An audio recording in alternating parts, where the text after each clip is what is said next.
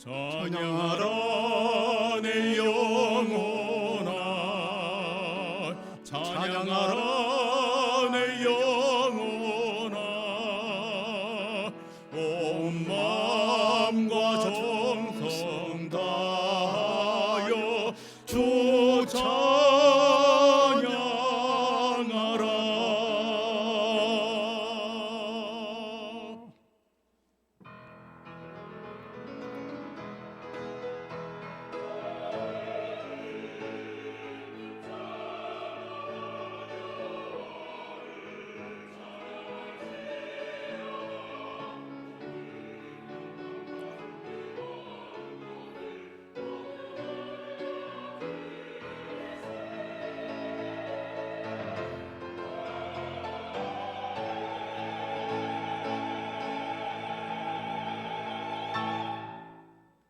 구원받은 주님의 백성된 우리에게 영원한 산성이요 방패가 되시며 불변한 선한 목자가 되어주심을 무한히 감사드리며 영광을 올려드립니다. 이 시간도 신령과 진리로 예배하는 시간 되게 하시고 세상 그 어느 곳에서도 가질 수 없는 주님과의 신령한 소중한 교제와 소통이 이루어지는 복된 시간 되도록 역사하여 주시옵소서. 아멘. 존귀와 찬양과 영광을 세세무궁토록 영원토록 받으시기에 합당하신 주님, 오늘 우리에게는 주님의 은혜가 임함으로 더 영광을 올려드리는 저희들 되게 하옵소서. 예수 그리스도의 이름으로 기원하옵나이다. 아멘.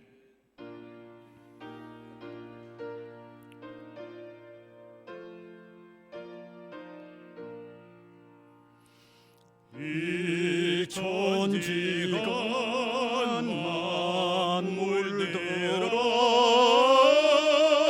복 주시는 주 여호와 전능성부 성자 성령 찬송하고 찬송하세. 아멘.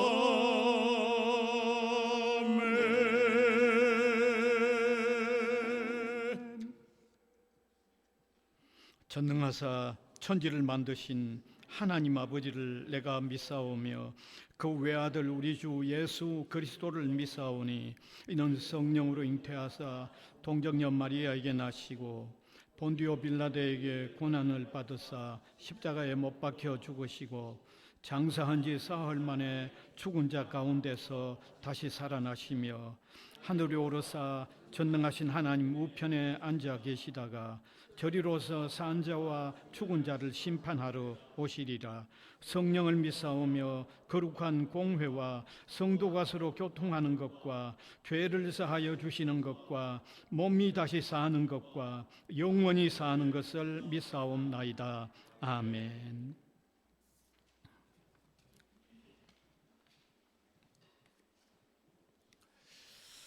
할렐루야. 그의 성소에서 하나님을 찬양하며 그의 능하신 행동을 찬양하며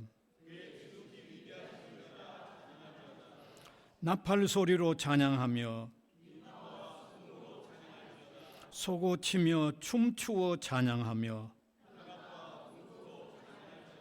큰 소리 나는 재금으로 찬양하며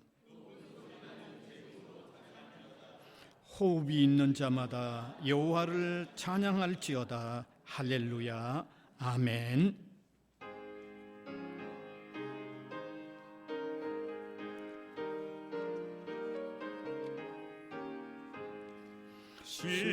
십자가를 내가 지고 주를 따라갑니다. 이제부터 예수로만 나의 몸에 삼겠네.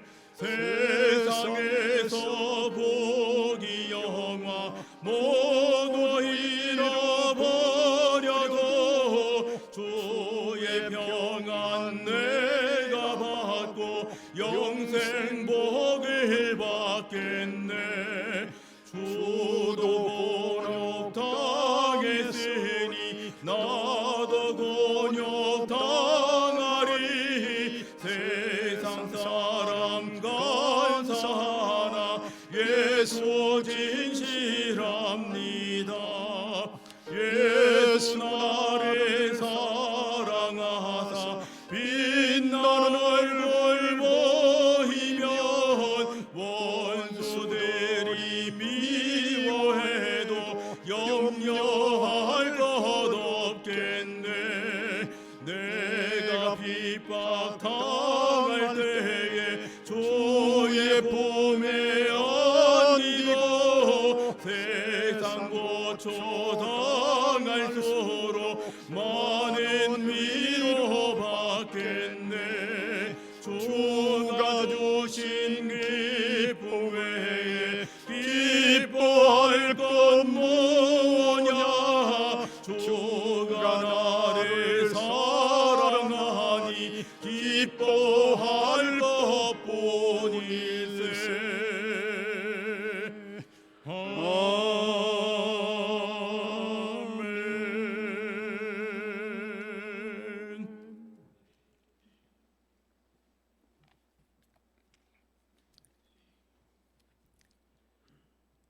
하나님 아버지 감사합니다. 지난 일주일 동안 저희들 세상에 흩어두셨다가 거룩한 복된 주일을 맞이하여 이 성전에 올라오게 하셔서 하나님께 예배 드리게 하심에 감사를 드립니다. 이 시간 예배하는 우리 성도들에게 성령의 충만한 기름을 부어주시고 샘물과 같은 은혜의 생수를 마시게 하여 주시옵소서. 그래서 이 세상에 나아가 오직 주님께서 주시는 기쁨과 감사로 주님께 영광 올려드리는 그런 삶을 살아갈 수 있도록 주님 인도하여 주시옵소서. 하나님 아버지, 지난 한 주간을 돌아볼 때 바쁘다는 핑계로 예배에 소홀히 하지는 않았는지 돌아봅니다. 주님께서 주신 은혜와 성령의 도움으로 살기보다는 여전히 눈에 보이는 세상에 집착하고 보잘것없는 자신의 능력만을 의지하면서 살아왔음을 고백하오니 주님 용서하여 주시옵소서. 이제 잘못을 깨닫고 회개하는 우리 성도들의 심령을 주님의 거룩한 보혈로 깨끗하게 씻어 주시옵소서. 그래서 본향인 하늘나라 천국에 가는 그날까지 저희의 힘이 되시고 산성이 되시는 우리 주님의 손을 단단히 붙잡고 좁은 길이라도 굳건히 주의 군사답게 당당히 걸어가는 주님의 자녀들이 되게 하여 주시옵소서.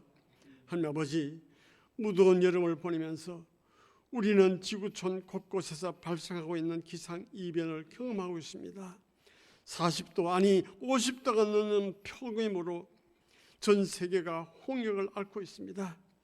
폭우와 홍수로 모든 것이 초토화되며 열대지방뿐만 아니라 북극 지방에서도 폭염은 물론이고 지구가 온통 자연재해로 몸살을 앓고 있음을 보고 듣고 경험하고 있습니다. 하나님 아버지, 깨어지고 망가진 지구가 회복되어지게 하여 주시옵소서. 이제 그 누구도 어떤 과학의 힘으로도 감당할 수 없는 일이 되고 말았습니다. 오직 주님만이 재창조의 역사로 해결해 주실 것으로 믿사오니 주님이 이 지구를 고쳐주시고 아름다운 지구로 회복시켜 주시옵소서.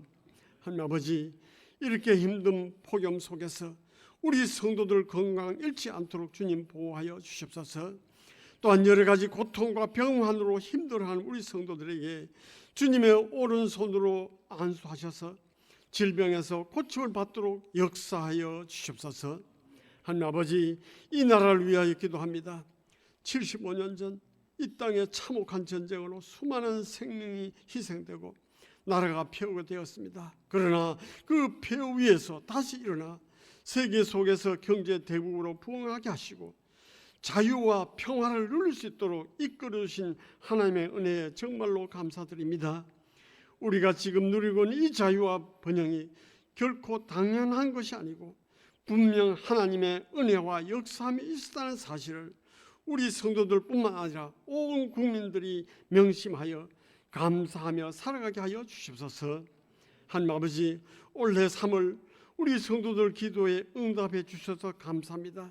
수많은 대학 중에서 유일하게 우리 부산 외대만 모든 학과에서 입학 등록에 모두 등록될 수 있도록 신입생들로 가득 채워주시고 역사 주신 주님의 그 기도 응답에 감사를 드립니다. 이렇게 저희 기도에 응답해 주신 주님, 오늘 9월 다시 한 번 더 기도에 응답하여 주시옵소서. 우리 부산 외대를 그룹컬 대학으로 선정되게 하여 주시옵소서. 이를 위해 준비하는 모든 손길과 가정 속에 지혜와 명철을 다하시며 성령의 역사가 일어나게 하여 주시옵소서. 이를 심사하는 심사위원들에게 영안을 열어주시고 솔로몬 같은 지혜로운 판단을 할 수 있도록 그들의 마음을 움직여 주시옵소서. 그래서 사도 바울이 예루살렘 교회의 연보 예물로 지원받아 세계 선교의 물꼬를 튼 것 같이 우리 대학이 그룹컬 대학으로 지정받아 전 세계에 복음을 전하며 주님의 사랑을 널리 펼치는 축복의 물꼬가 되도록 주님 역사하여 주시옵소서. 바벨탑에서 언어를 얻으신 하나님 아버지, 이제 이 시대에 다시 하나의 언어로 통일하시겠다면 우리 부산외대를 통하여 통일할 수 있도록 더 큰 꿈과 길을 열어주시고 그 역할을 잘 감당할 수 있도록 우리 대학을 사용하여 주시옵소서. 하나님 아버지, 이 시간 우리 찬양대가 우리를 구원하시러 십자가를 지시고 칼보리 산 위에 올라 흘리신 주님의 그 보혈을 찬양될 때 주님 홀로 영광 받아 주시옵소서. 저에게는 그 보혈에 감사와 은혜가 넘쳐나는 귀한 시간 되게 하여 주시옵소서. 하나님 아버지, 이 시간 주님의 제자 스테반이라는 제목으로 주님의 말씀을 선포하시는 신재설 목사님을 영육간에 강건케 붙잡아 주시옵소서. 온 성도들은 선포된 그 말씀에 아멘으로 화답하게 하시며 제자의 삶을 살아가겠다고 다짐하는 귀한 시간 되게 하여 주시옵소서. 이 모든 말씀 우리의 길이요 진리요 빛이 되시는 나사렛 예수 그리스도의 이름으로 기도하옵나이다. 아멘.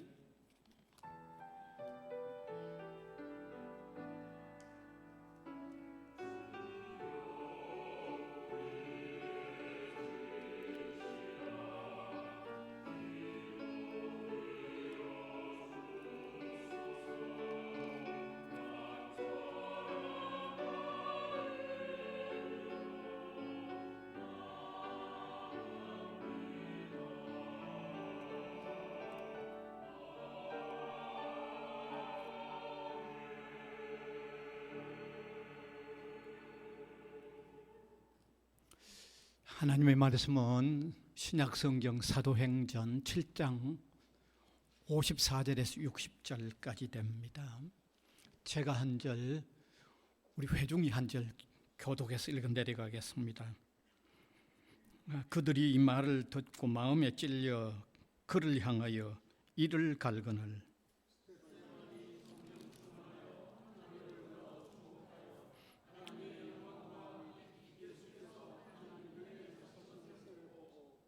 말하되 보라, 하늘이 열리고 인자가 하나님 우편에 서신 것을 보노라 한데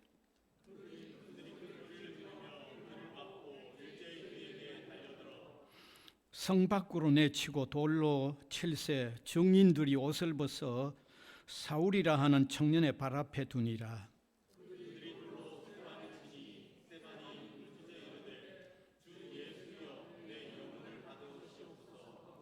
같이 읽읍시다. 무릎을 꿇고 크게 불러 이르되 주여 이 죄를 그들에게 돌리지 마옵소서. 이 말을 하고 자니라.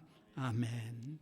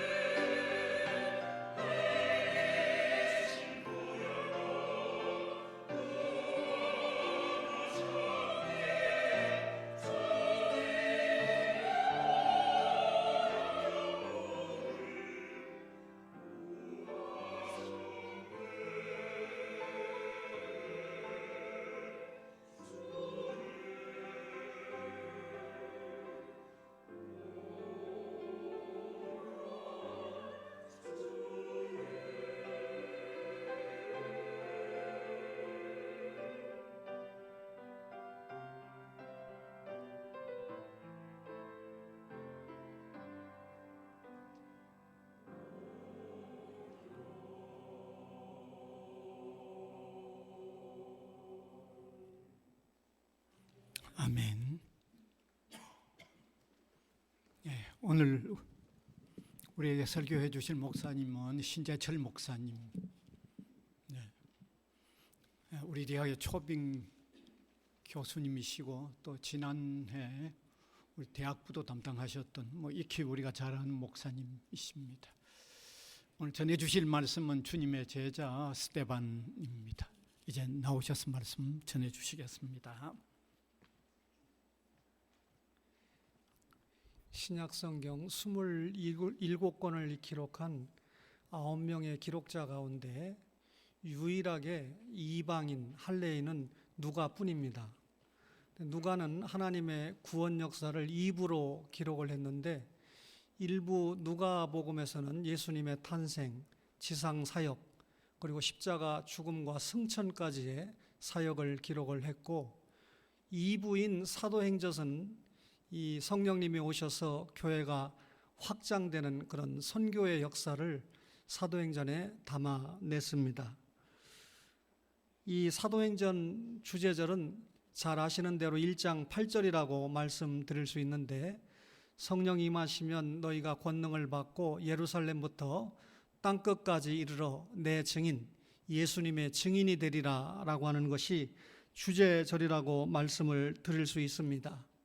사도행전을 읽어오면 지리적으로는 예루살렘과 수리아 안디옥이라고 하는 지역이 대표적인 지역으로 등장을 하고 사도행전 1장부터 12장까지는 베드로가 두드러지게 사역의 중심자로 나타나고 13장부터 마지막 28장까지는 바울 사도가 주인공처럼 나타나기 때문에 두 사도, 그래서 사도행전이라고 이름을 붙였지만 이분들을 붙잡고 일하신 분은 성령님이시기 때문에 성령행전, 그리고 그를 통해서 나타난 선교의 기록이기 때문에 선교행전이다 이렇게 말씀을 드릴 수가 있습니다. 사도행전 전체를 읽어오면 24개의 강화가 있는데 그 중에 12편이 설교입니다. 베드로 설교가 4편이 있고 바울 설교가 6편이 기록되어 있고 예수님의 동생 야고보 설교가 1편, 그리고 유일하게 집사였던 스데반 집사님의 설교가 1편 이렇게 기록이 되어 있습니다. 오늘 사도행전 7장 52절부터 읽었습니다만 사실상 이 7장에는 주님의 제자고 예루살렘 집사였던 스데반 집사의 긴 설교 1편이 사도행전 7장에 기록되어 있습니다. 스데반 집사님이 설교를 한 배경이 무엇일까요? 여러 가지가 있겠지만 그 중에 2가지를 들려고 하면 예루살렘 교회의 정체된 신앙 때문이었습니다. 예수님께서 승천하시면서 성령님, 약속하신 성령님이 오셨고 그리고 예루살렘 교회가 설립되지 않았습니까? 이 예루살렘 교회는 하나님의 말씀 속에서 날마다 성장하는 놀라운 역사를 거듭해 왔지만 하나님의 구원 섭리를 이룸에 있어서 예루살렘 교회에 약간 부족한 면이 있었습니다. 적극적으로는 예루살렘 교회가 주변 성읍에 하나님의 말씀을 전하는 일에 열심을 내야 되는데 이 사도행전 1장 8절의 주제절대로 따르지 못하고 예루살렘 경내에만 복음을 전하는 소극적인 모습을 취하고 있었습니다. 뿐만 아니라 베드로와 요한과 같은 사도들이 성전의 옛 예배에 참여하고 있었죠. 예수님을 믿고 구원받았으면서도 아직까지 유대교의 낡은 껍데기를 완전히 벗어버리지 못한 모습을 보였던 것입니다. 분명히 성령 세례를 받았는데도 할례 의식을 여전히 겸하고 있었습니다. 예수 그리스도의 보혈의 공로에 의지해서 구원을 받았음에도 의문의 희생제사에 참여하고 있었던 것이지요. 그리스도의 은혜를 받았으면서도 여전히 형식 위주의 율법을 준행하고 있었던 것입니다. 이런 예루살렘 교회의 모습을 보면서 극단적으로는 기독교가 아니고 기독교는 유대교의 한 분파가 아닌가라고 하는 오해를 불러일으켰던 것이죠.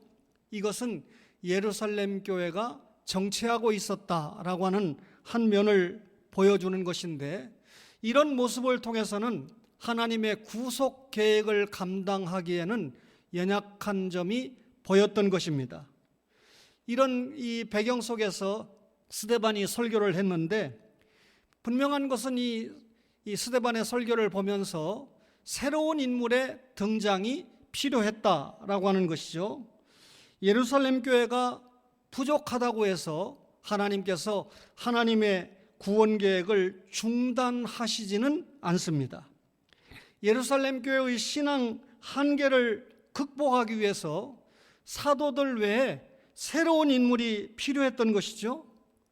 복음이 예루살렘에서 유대와 사마리아를 거쳐서 땅끝까지 전파되기 위해서는 복음 전도의 최전선에 서 있을 인물이 필요했던 것인데, 그가 바로 스데반 집사였습니다.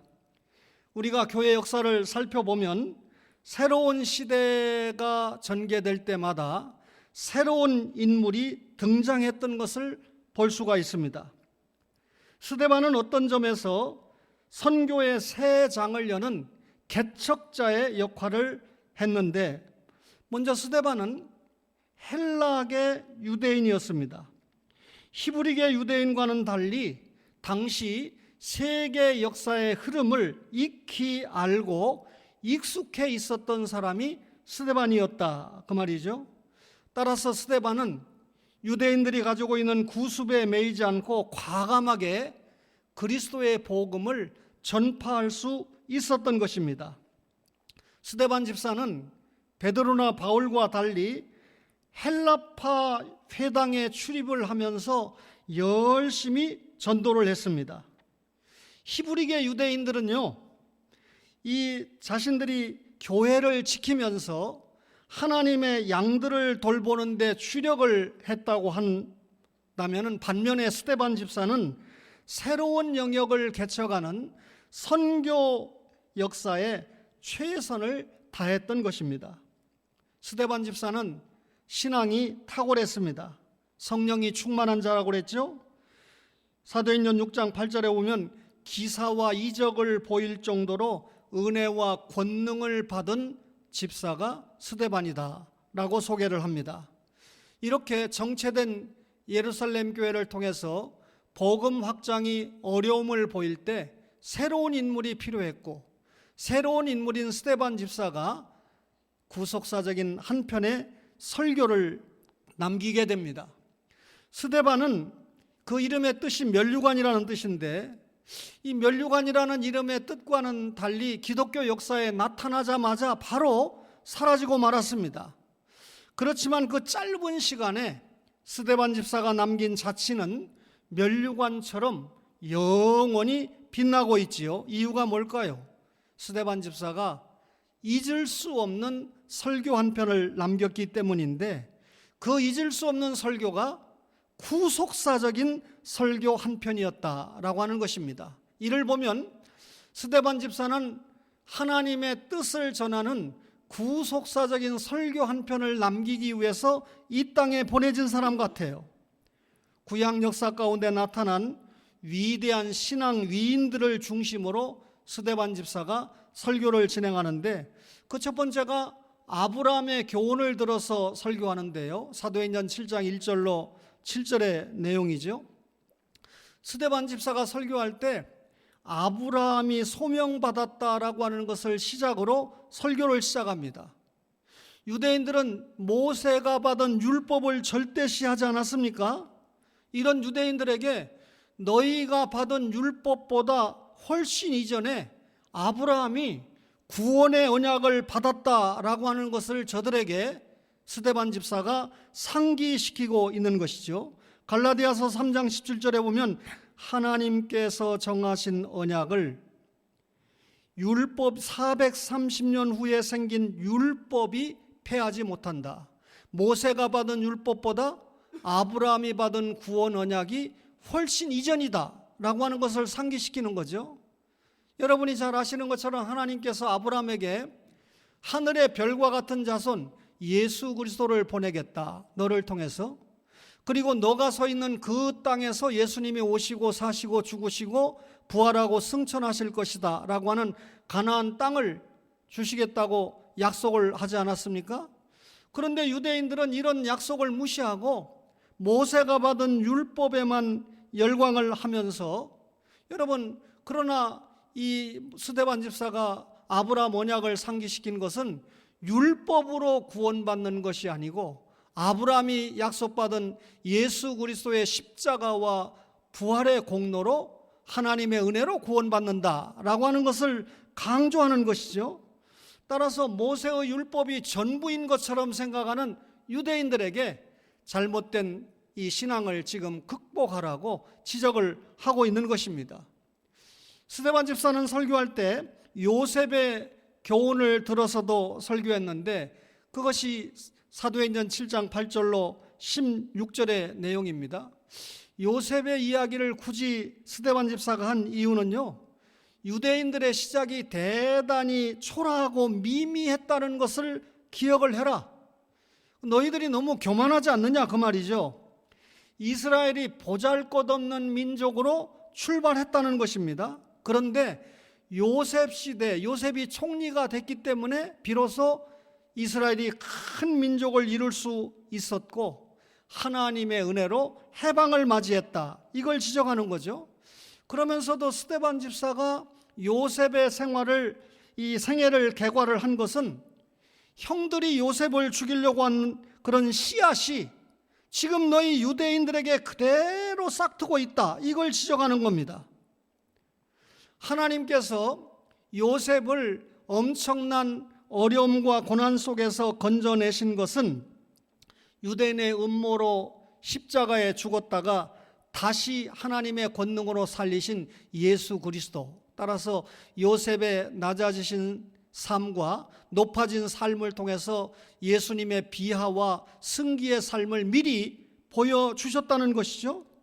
그런데 유대인들이 지금 기독교, 그리고 기독교 신자들을 핍박하고 있는 이 죄악된 행위가 요셉의 형들이 요셉을 죽이려고 했던 죄악을 그대로 물려받아서 너희들이 그런 모습을 보이고 있다라고 하는 것을 지적을 하는 거죠. 요셉을 들어서 설교하면서 저들이 엄청나게 조상의 죄를 답습하고 있다는 것을 지적하고 있습니다. 그러면서 모세의 교훈을 들어서 또 설교를 하죠. 7장 17절부터 36절까지 긴 내용인데, 스데반 집사가 모세의 생애를 언급한 것은 이중적입니다. 유대인 너희들이 이 모세를 굉장히 좋아하고 사랑하는 것처럼 나 역시 어떤 유대인 못지않게 모세를 존경하고 사랑한다, 스데반 집사가 그것을 밝히는 겁니다. 그러면서도 모세를 통해서 행하신 하나님의 사랑과 구원 행위보다 모세를 숭배하는 유대인들을 질책하기 위함입니다. 하나님께서 모세를 보내서 쓰셨는데 그 모세를 쓰신 하나님의 구원과 사랑의 은혜는 전혀 오간데 없고, 이 모세가 전하여 준 율법에만 열광하는 태도, 다시 말하면 모세와 율법보다 그리스도와 복음을 주장하는 성도들을 핍박하였고, 민간과 회당에서 복음을 전하던 스데반 집사를 신성 모독죄로 고발했던 이런 유대인들의 죄를 지적하고 있는 것이죠. 스데반은 모세가 이스라엘의 위대한 영도자가 될 수 있었던 것은 하나님의 구원 역사 섭리에 기인한다, 이걸 강조하는 겁니다. 그런데 유대인들은 과거에만 집착을 해서 자신들이 가지고 있는 특권만 고수하고 있다, 이것을 스데반 집사가 설교를 통해서 지적을 하고 있는 것이죠. 또 하나가 스데반 집사는 우상 숭배에 대한 경고를 하고 있습니다. 사도행전 7장 37절로 50절까지의 내용인데, 스데반 집사가 유대인들이 이 조상이 지었던 죄를 예를 들어서 유대인들이 가지고 있는 불신앙을 경고하고 있는 것이죠. 그러면서 저들이 가지고 있는 영적인 무지를 단적으로 드러내는 우상숭배의 죄를 지적합니다. 출애굽 당시에 이스라엘 백성들이 하나님 경홀히 여기고 금송아지 우상을 만들어 섬겼죠. 자녀를 불에 태워서 암몬족의 태양신인 몰록을 섬겼던 일, 레판의 별을 섬긴 일 등 이런 것들을 지적을 합니다. 스데반이 왜 이렇게 유대인들의 조상들이 숭배했던 우상 숭배의 죄를 열거할까요? 그들이 가지고 있는 불신앙, 그들이 가지고 있던 불순종이 현재 너희들에게도 그대로 재현되고 있다. 이것을 지금 지적하고 있는 것입니다. 이스라엘 백성들에게 성전이 얼마나 중요한 존재였습니까? 그러나 성전도 인간의 손으로 만들었다는 것이죠. 그런데 이런 성전을 완전히 우상과 같이 섬기고 있다는 걸 지적합니다. 하나님은 만물의 창조자고 그리고 주관자가 되시는데 이런 하나님을 기억하지 않고 그 성전이 어디에도 계시는 무소부재한 하나님으로 믿지 않고 성전에만 갇혀 있는 그런 하나님으로 저들이 믿는 것은 피조물 숭배와 다름없다. 그것은 성전을 성전답게 하는 것이 아니고 성전을 우상으로 섬기는 것이다 라고 지적을 하는 것이죠. 따라서 일종의 성전 숭배다. 성전을 통해서 하나님을 섬겨야 되는데 성전 자체만을 섬기고 있다는 것이죠. 예수님께서도 성전을 중심으로 온갖 추태와 부정을 일삼는 종교 지도자들을 책망하셨죠. 유대인들은 성전과 율법 중심의 생활을 통해서 그 신앙이 완전히 경직화됐고 성전의 실체이신 예수 그리스도는 영접하지 않았던 것입니다. 영접하지 않았을 뿐만 아니라 십자가에 던져버리고 말았죠. 스데반 집사의 설교는 계속됩니다. 성령을 거스린 이스라엘이라고 지적을 하는데 사도행전 7장 51절로 53절의 내용이죠. 저들이 하나님께서 파송한 선지자를 핍박했다는 겁니다. 하나님이 이스라엘에게 준 율법마저도 거절했다고 지적을 합니다. 다시 말하면 이스라엘 백성이 하나님께 선민의 특권인 율법을 받고도 그 율법을 받았다는 특권, 율법을 받았다는 영예를 지키지 못한 죄인이다. 이렇게 지적하는 겁니다. 하나님이 세계 만민 가운데 이스라엘 백성에게 얼마나 엄청난 구속은총을 여러분 선택을 통해서 성민을 만들어주고 주시지 않았습니까? 그런데 이걸 전혀 깨닫지 못하고 하나님 앞에 폐영무도한 죄인들의 모습을 보이고 있다고 저들의 가슴을 찌르고 있는 것이죠. 스데반 집사의 설교는 절정에 도달했습니다. 이스라엘 백성을 향해서 목이 곧고 마음과 귀에 할례를 받지 못한 자들이다. 성령을 거스리고 조상들의 죄를 그대로 답습한 자들이다. 이렇게 지적합니다.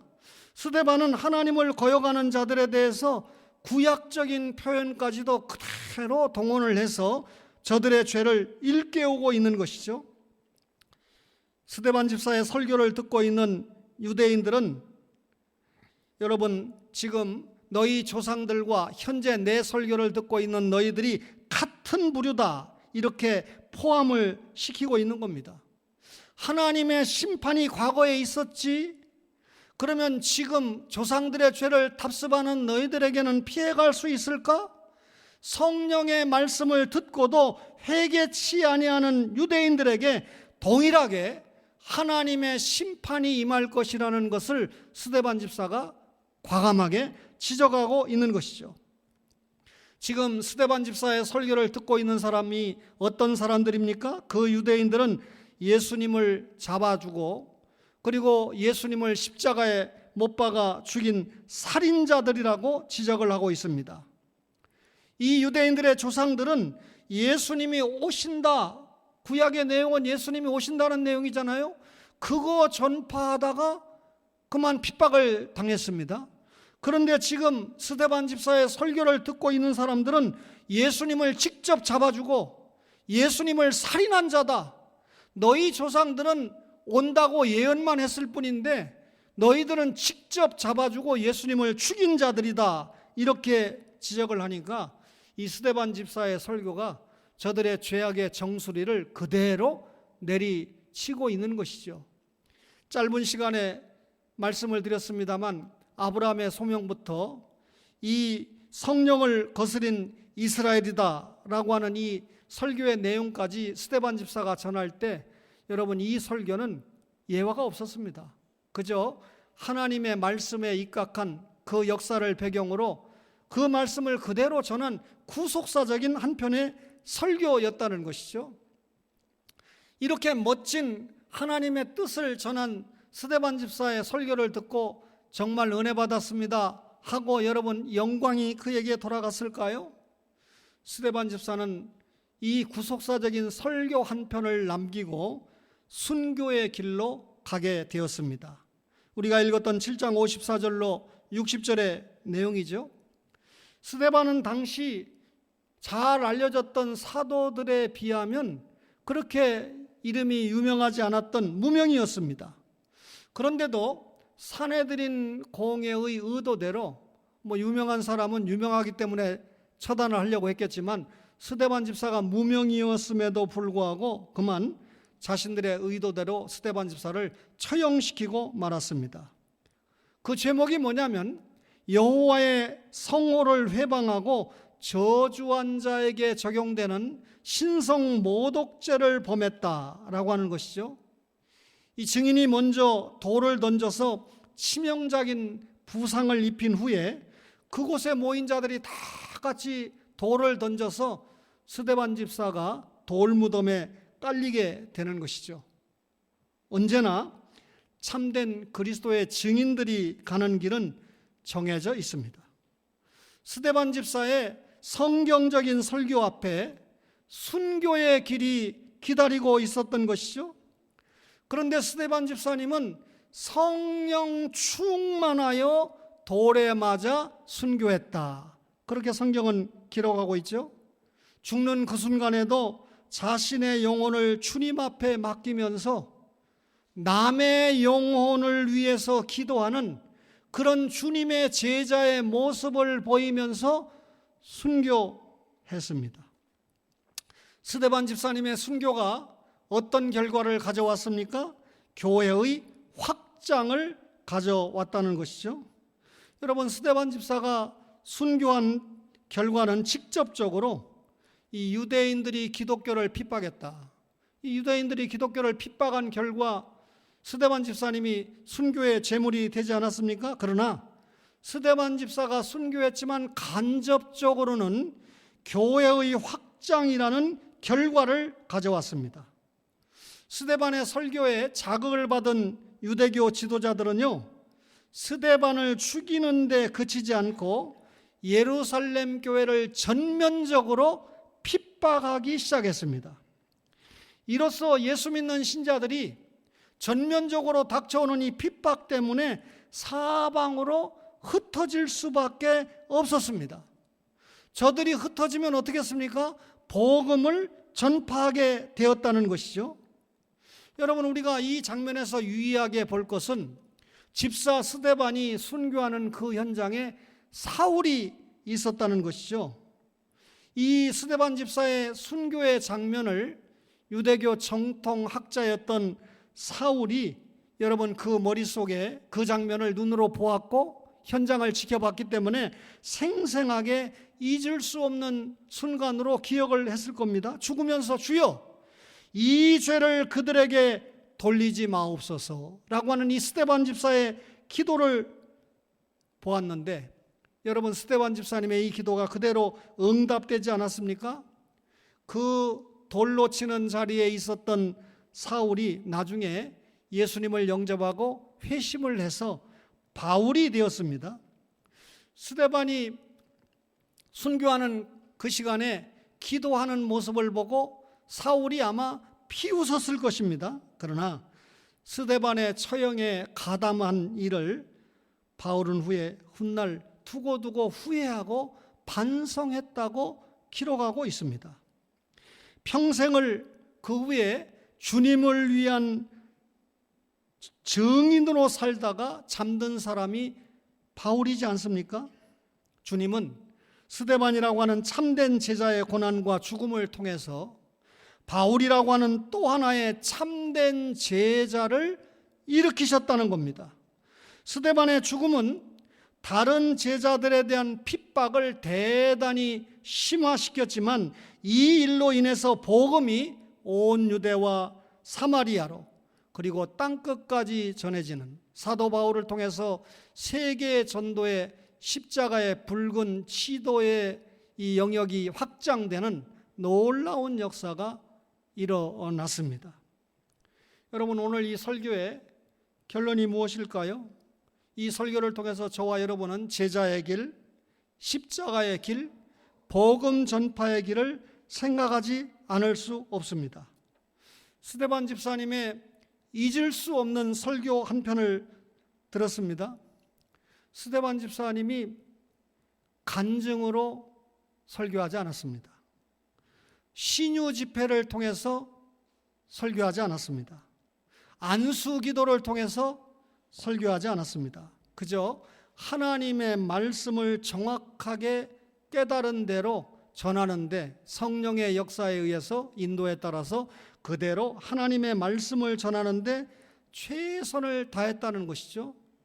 구속 역사의 기초를 둔 설교 중심의, 오늘날 말로 말하면 부흥회, 성회를 인도한 것입니다. 말하자면 사경에다운 사경의 설교를 마치고 그 결과는 바로 세상과 고별하는 순교의 길을 갔다는 것이죠. 주님의 분부, 성령이 임하시면 예루살렘부터 땅끝까지 내 증인이 되라, 하나님의 말씀을 전하는 내 증인이 되라는 주님의 말씀에 신실하게 그 받은 말씀을 사명대로 지키고 살다가 죽은 사람이 스데반 집사다, 그 말이죠.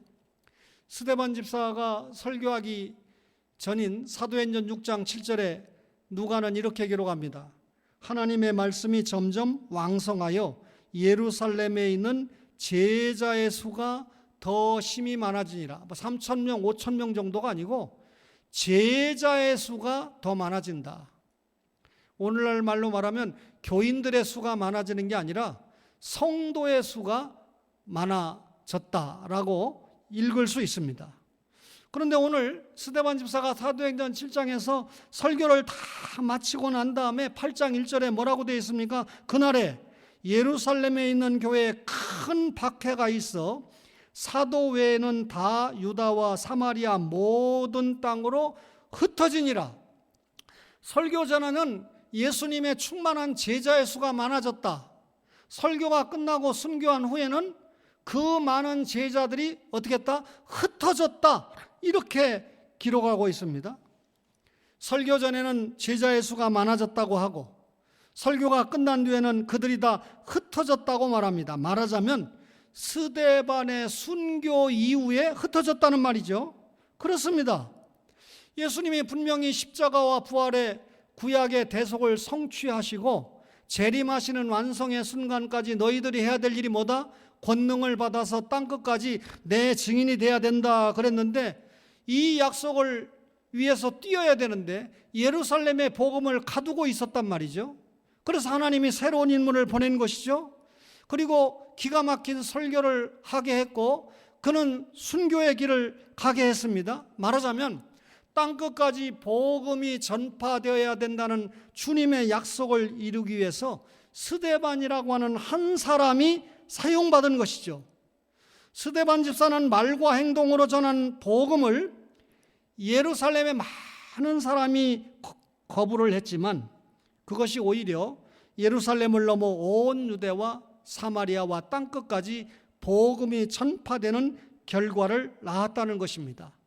교회의 확장, 복음의 영광으로 가는 길에는 언제나 이와 같은 십자가의 길이 있었습니다. 여러분, 언제나 그랬듯이 고난과 박해는 복음을 가로막고 침묵시키지 못합니다.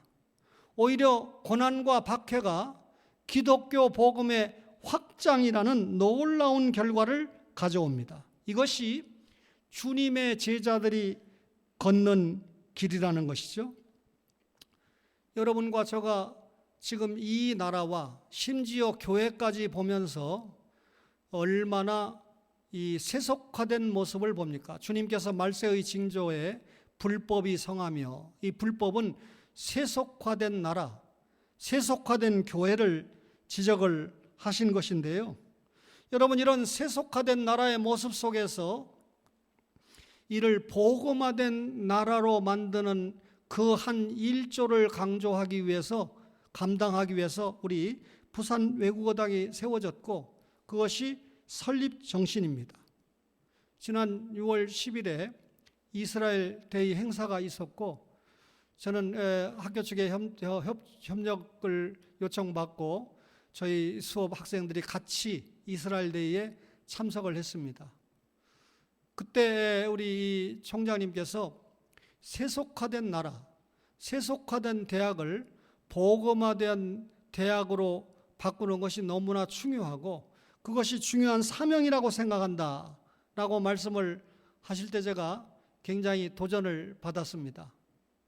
또 교목 목사님이, 장 목사님이 이 일을 감당하기 위해서 부단히 애쓰는 모습을 알고 있고 또 공유하면서 요즘 우리 신우의 톡이나 사명원에서 이렇게 감당하는 이런 여러 모습들이 세속화된 대학을 복음화된 대학으로 바꾸기 위한 곳곳에서 스데반 집사님과 같은 이런 기가 막힌 노력을 하시는 분들이 많다. 여러분, 다 주기철 목사님과 같이 순교하고 가버리면 복음은 누가 전파합니까?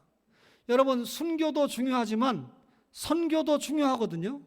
그러니까 여러분과 저가 순교는 하지 못했지만 어떻게 됩니까? 선교는 할 수 있다는 거죠. 따라서 산선교가 얼마나 중요합니까? 저는 간증이나 예화를 잘 사용하지 않지만 요즘 학생들이 너무 답답한 경우가 많으니까 죄송합니다. 그래서 우리 학교에 다 실화 있는 일이고, 이 양 원장님 같은 경우 정말 선교의 제물이 돼서 수고한 분 스토리를 학생들에게 설명하면 바로 알아듣고, 야, 우리 이 메디컬 센터가 보아스 클리닉이 그렇게 중요한 곳이구나. 귀한 분들이 또 사역하는구나. 총장님과 교목님이 이런 사역을 하시는구나. 여기에 있는 이 대학교에도 존재를 모르는 학생들이 있어요. 대학교회가 이렇고 또 이 대학교회 목사님이 이런 일을 하셨구나. 이사장님과 가문이 이런 이 정신을 위해서, 용서하세요, 그 많은 재산들을 자녀들에게 나누지 않고 이런 기독 정신의 대학을 세웠다는 것이 너희들에게 이 나라와 교회를 책임지는 그런 중요한 정신을 가져야 된다라고 하는 것을 강조하는데, 스데반 집사의 설교가 여러분과 저에게 요구하는 것이 그거 아니겠습니까? 정체된 신앙의 시대에 우리는 말과 행실로 구속사적인 설교를 드러내야 됩니다. 그런데 이것에 우리의 희생이 요구된다는 것이죠. 여러분과 저가 순교는 아니라도 사랑의 수고를 통해서 희생을 할 때 그 희생의 결과는 반드시 복음의 확장으로 나타난다는 것이죠. 이것이 주님의 제자들이 걸어간 기록이고 열매입니다. 우리 외국어대학 대학교회와 대학을 통해서, 성지학원을 통해서, 오늘 이 자리에 있는 여러분과 저를 통해서 계속해서 스데반 집사와 같은 새로운 인물의 사명을 순교는 아니라도 선교의 정신을 가지고 복음을 확장시키는 빛과 소금된 생활이 여러분과 저에게 있기를 주님의 이름으로 간절히 바랍니다. 주님, 은혜를 감사합니다. 짧은 시간에 스데반 집사님이 들려준 하나님의 말씀을 통하여 저희들이 다시 한번 제자의 길, 십자가의 길, 복음 전파의 길을 생각해 봤습니다. 저희들에게 성지학원이라는 좋은 목장을 허락하심을 감사합니다. 저희들 모두가 목자가 되어서 스데반 집사와 같이 십자가의 길을 각오하고 산순교의 길을 감당하는 그런 은혜가 있게 하여 주시옵소서. 열매가 나타나게 하여 주시옵소서. 예수님 이름으로 기도하옵나이다. 아멘.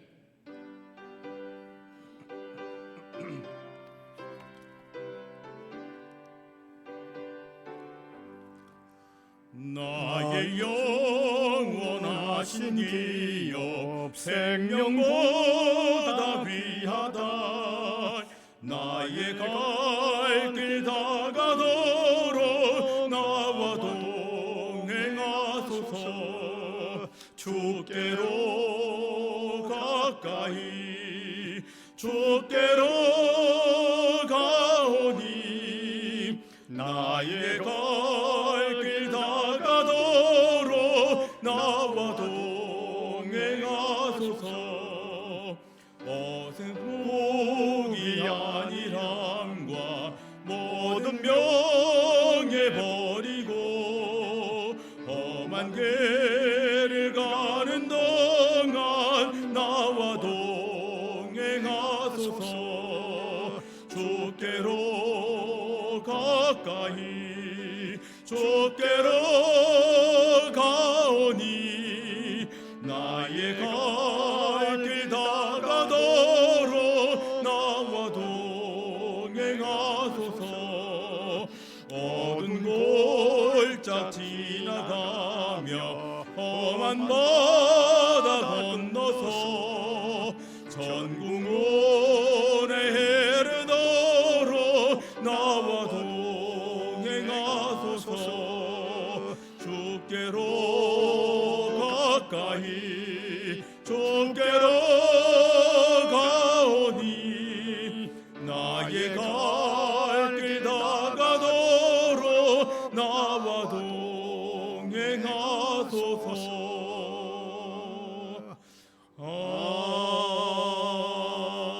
아멘. 무한한 사랑의 주님 감사드립니다. 오늘 우리가 주님을 섬기는 최고의 표현인 예배의 자리에 예배를 올려드리게 해주셔서 감사를 드립니다. 귀한 말씀 함께 나누었는데 우리의 마음판에 새겨져서 이 시대에 주님의 종들로서 감당해야 할 귀한 일들을 감당해 나가는 강한 도전이 되도록 역사해 주시기를 원하옵고 바랍니다. 사랑하는 주님, 이 시간도 감사하여 각종 예물들 올려드리는데 세상을 변화시키는, 세상을 살려나가는 귀한 위에 서여지도록 주님이 함께해 주시고 이 의미 있는 일에 헌금하는 손길들을 붙잡으시고 주의 나라 위하여 귀하게 사용하여 주시기를 원하옵고 바랍니다.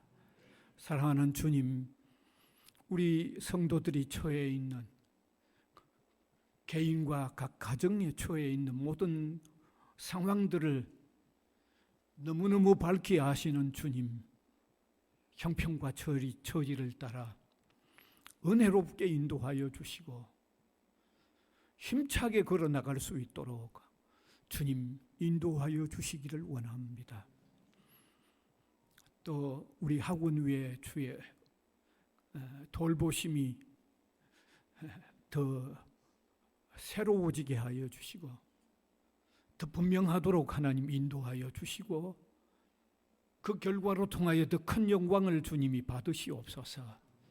예수 그리스도의 이름으로 기도하옵나이다. 아멘.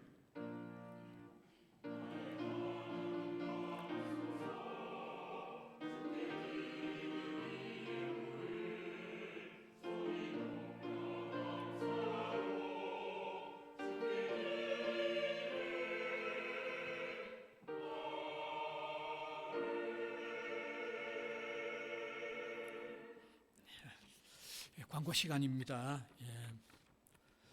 오늘 주일 낮 예배는 신 목사님께서 담당해 주셔서 감사합니다. 이번 수요일은 우리 학교 전체 휴무 기간입니다. 그래서 수요 예배는 영상으로 드리면 되도록 다 영상에 참여해 주시면 됩니다. 그 다음에 우리 김예겸 집사님, 그 장상경 집사님, 그 아버님께서 이번 주간에 세상 떠나셔서 장례를 잘 마무리했습니다. 위로해 주시기 바랍니다. 그런데 오늘 또 장례를 마무리하고 또 감사한 마음으로 아마 떡을 준비해 오셨는데 나가실 때 받아가시면 되겠습니다. 네. 그 다음에 점심 식사는 식권 받으셔서 식당 이용하시면 됩니다. 네. 그런데 8월 예배봉사요원, 다음 주가 8월 첫 주가 되니까 참고해 주시고, 그 다음에 그 박스 안에 있는 기도 요청 내용은 꼭 아침에 일어나실 때, 저녁에 잠자리 드실 때 꼭 기도해 주시기 바랍니다. 그 다음에 헌금 한번 확인해 주시면 되겠습니다. 광고 이상입니다. 일어나셔서 635장입니다.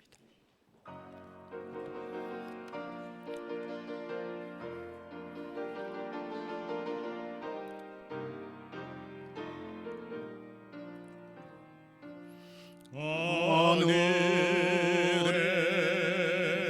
계신 아버지 이름 거룩하사 주님 나라 임하시고 뜻이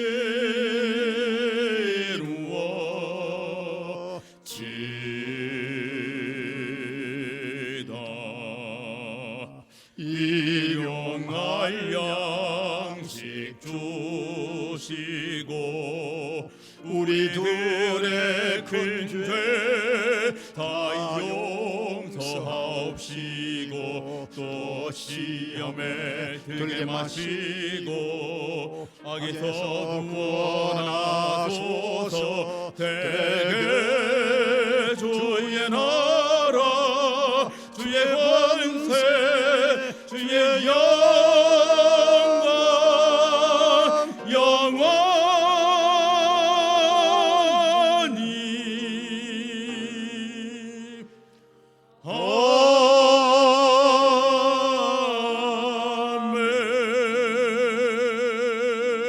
아멘. 지금은 억만 죄악 가운데서 우리를 구원해내신 우리 구주 예수 그리스도의 은혜와 독생성자 아낌없이 우리를 위해 보내주신 하나님의 무한하신 살아가심과 믿고 구원받아 하나님의 자녀도로 살도록 역사하시는 성령님의 감동적인 역사가 말씀을 듣고 우리 부산 외국어대학을 위시하여 계속해서 땅끝까지 복음 전파 사역을 감당해내기 원하는 사랑하는 이 자리에 모인 모든 성지학원의 가족들 위해 이제와 영원토록 함께 하실지어다. 아멘.